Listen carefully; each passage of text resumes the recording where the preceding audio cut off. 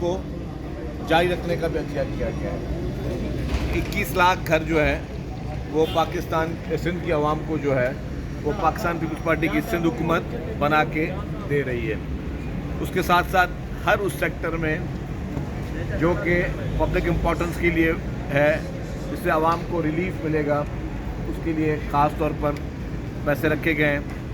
اور جو chairman Pakistan Peoples party محترم بلاول بھٹو زرداری صاحب پہ خصوصی ہدایتیں تھیں کہ غریب لوگوں کو کے گاؤں یا ان کے گھر جو ہیں وہ سولرائز کیے جائیں, اس کے لیے بھی خاص طور پر جو ہے وہ پیسے رکھے گئے ہیں. تو اس کے علاوہ جو سب سے بڑی بات یہ ہے کہ وہ ہمارا معاشرے کا طبقہ جو کہ غربت کی لکیر کے نیچے ہے, جو کہ 1 گریڈ سے اور جو 7 گریڈ تک کے لوگ ہیں, ان کی تنخواہیں, اور خصوصی طور پر جو مزدور لوگ بھی ہیں جو کام کرتے ہیں مختلف پرائیویٹ جگہوں پہ, ان کے لیے بھی منیمم ویجز کو جو 37,000 روپے تک رکھنے کا فیصلہ کیا گیا ہے.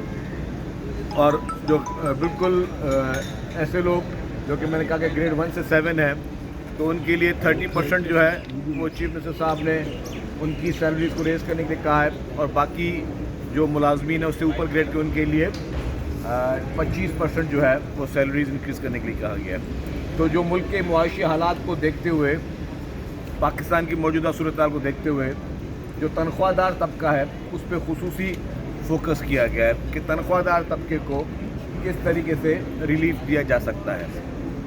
اس کے علاوہ جیسے مختلف سیکٹرز ہیں, روڈ سیکٹر ہے, پانی جو کہ ہمارا زرعی ملک ہے, پانی کے سیکٹر ہیں, اور پھر ٹرانسپورٹ کے سیکٹرز ہیں, ان کے لیے امپورٹنٹ جو ہے پروجیکٹس رکھے گئے ہیں. پھر خصوصی طور پر کراچی شہر کے لیے, کراچی کی ڈیولپمنٹ کے لیے بھی خصوصی طور پر جو ہے مختلف اسکیمیں رکھی گئی. تو میں سمجھتا ہوں کہ پاکستان پیپلز پارٹی جو کہ پیورلی عوام کی طاقت سے الیکشن میں آتی ہے, اور پاکستان پیپلز پارٹی جس کو ابھی 2024 کی ہی الیکشن میں ایک ہسٹوریکل مینڈیٹ سندھ میں خاص طور پر ملا ہے, تو عوام کی جو امیدیں ہیں, عوام کی جو امنگیں ہیں, وہ چیئرمین پاکستان پیپلز پارٹی محترم بلاول بھٹو زرداری صاحب کی سربراہی میں, پریزیڈنٹ آصف علی زرداری صاحب کی گائیڈنس پہ, اور محترمہ فناز ٹھاکر صاحبہ ان کی گائیڈنس پہ, چیف منسٹر سید مراد علی شاہ صاحب آگے چلتے ہوئے وہ چاہ رہے ہیں کہ جو کہ غریب عوام ہے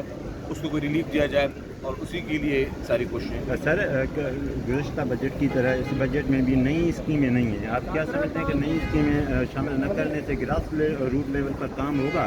اور دوسری بات یہ کہ اپوزیشن میں نئی اسکیمیں نہیں ہیں, تو مطلب نئی اسکیمیں نہیں ڈالیں گے, لیکن پرانی اسکیمیں ایسی ہیں جو کہ وہ اگر کنٹینیو ہوتی ہے نا, تو نئی اسکیموں میں کافی زیادہ امپورٹنٹ وہی ہے.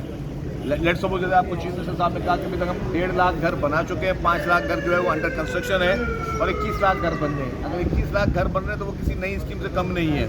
اگر نئی بسیں آ رہی ہیں تو کسی نئی اسکیم سے کم نہیں ہے. اگر نئے روڈ رستے بننے تو نئی اسکیم سے کم نہیں ہے. اگر زراعت کا پانی مختلف لوگوں تک پہنچ رہا ہے اور سیو ہو کے پہنچ رہا ہے تو وہ کسی نئی اسکیم سے کم. تو اس کے ہر سیکٹر میں, ہیلتھ سیکٹر میں جتنا میگا کام جو کیا ہے پاکستان پیپلز پارٹی نے, میں سمجھتا ہوں کہ بہت ہی ایک ریکارڈ ترقیاتی کام ہے ہیلتھ میں. ہیلتھ سیکٹر میں پورے پاکستان سے بہتر جو ہیلتھ فیسلٹیز ہے وہ پاکستان پیپلز پارٹی سندھ میں دے رہی ہے, کوئی اور صوبہ نہیں دے رہا. بسز کی میں بات بتاؤں, کل میں پرسوں دیکھا تھا فیڈرل بجٹ, اس میں فیڈرل فائنانس منسٹر نے اناؤنس کیا ہے کہ جی وہ پنک بسز شروع کر رہے ہیں. اور وہ پنک بسز وہ اب شروع کر رہے ہیں سندھ کی پیپلز پارٹی حکومت کو دیکھ کر.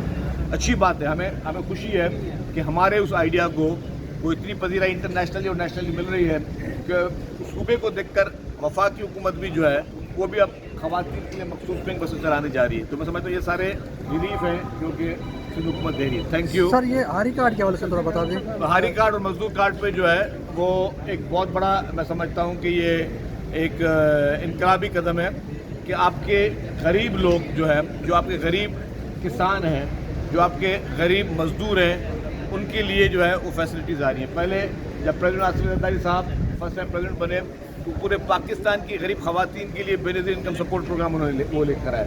تو یہی ہے کہ عوامی حکومتیں جو ہے وہ غریب عوام کے لیے ہی کام کرتی ہیں, اور میں سمجھتا ہوں کہ یہ بجٹ بھی اسی چیز کی نشانی کرتا ہے. Thank you.